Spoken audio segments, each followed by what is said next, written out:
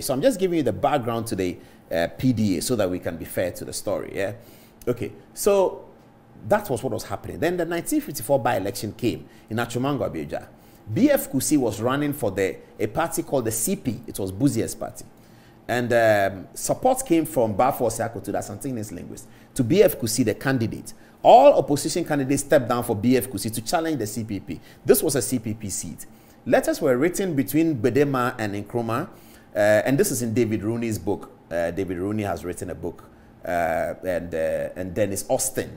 I've showed you David Rooney's book, The Nkrumah Times. Dennis Austin also writes, and this is where you find the story I'm telling you about. That's where I read it from.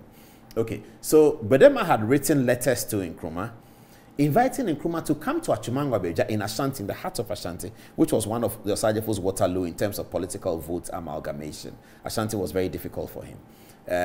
And so because his principal supporters in Ashanti had left the CPP to join the Bafo Siakoto's NLM. These were Victor Owusu, Kankambuedu, and Joe Appiah. These were key supporters of the CPP who were boys from Ashanti who had come to the CPP parliament and now had left to join the NLM and others. So Ashanti became difficult. Nkrumah's backbone in Ashanti had left the party and joined the other party. They complained. Joe Appiah especially complained about Nkrumah's dictatorial tendencies. Joe was quite close to Nkrumah because he and Nkrumah had lived together in London before Nkrumah came. In fact, it was Joe who took Nkrumah to the station in England, I'll get the name in a minute, where Nkrumah boarded the train to Liverpool, from London to Liverpool, on his way to get the boat, the ship, if you like, to come to Saltpond to see Dankwa and others. Joe Appiah had been with him, and Joe has written about this in his autobiography. So Joe was quite close to the Osagyefo. However, he found need to leave the party because he complained that Osagyefo was becoming dictatorial. So all of these Ashanti backbones of Nkrumah had left. So Nkrumah, Ashanti was difficult. Bedema went into Achimangwa and wrote to Osagyefo that if you didn't show up for this by-election, we're going to be in trouble because the thing seems equally matched. And we need your charisma, your arrival, your presence as Prime Minister to be here to whip up the CPP sentiments so that we can win the by-election. Guess what happened? The by-election was fought and BF Kusi won.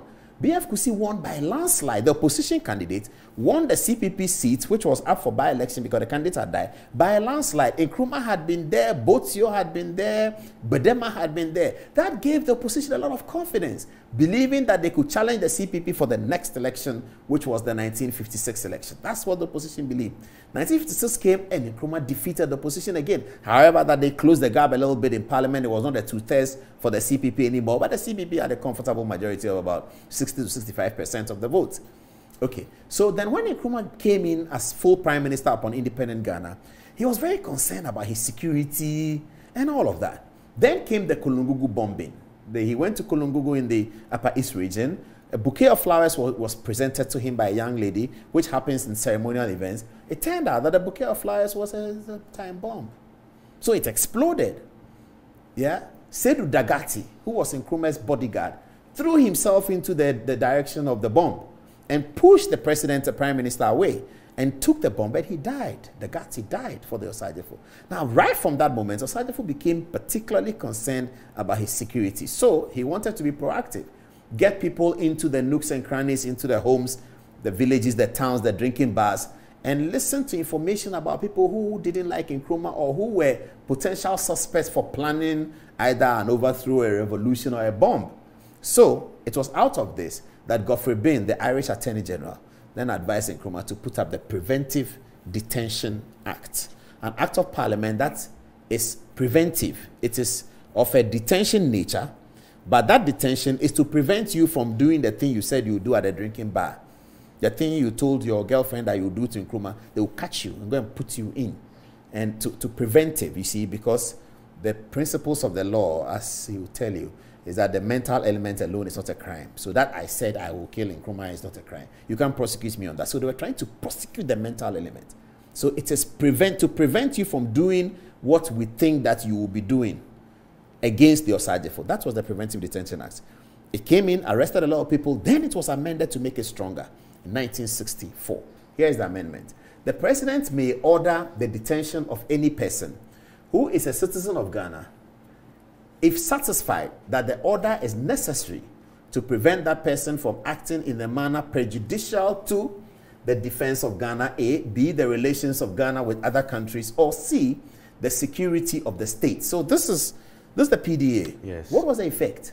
It gave the president the power to incarcerate or order the incarceration of anybody without trial for a period of first 5 years, then amended to 10, and then subsequently indefinitely. So J.B. Danquah was a subject of this act of the law, and he eventually died in jail.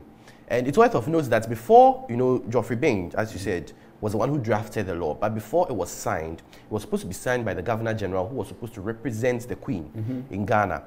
He looked at the nature of the act and says it would be an international scandal if his signature was appended to the act. What is the Governor General? The Governor General of the time, Lord Listowel. Yes. So he conveniently planned a trip to the UK and was not in the country at the time the bill was needed to be passed.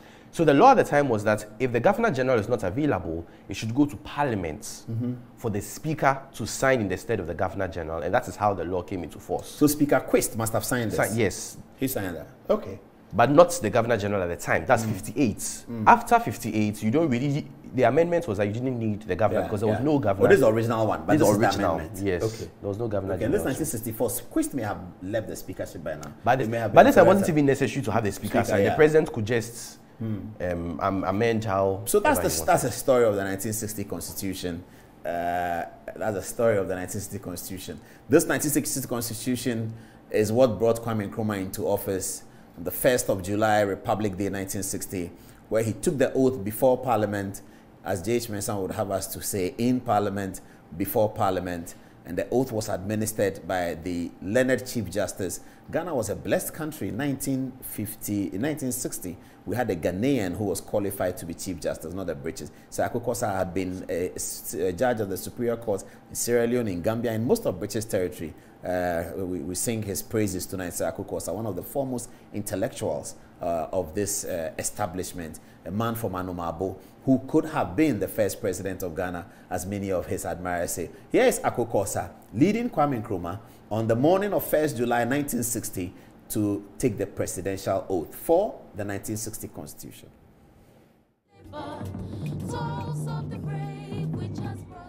I, Kwame Nkrumah, do solemnly swear that I will well and truly exercise the functions of the high office of President of Ghana, that I will bear true faith and allegiance to Ghana, that I will preserve and defend the Constitution, and that I will do right to all manner of people according to law, without fear or favor, affection or ill will.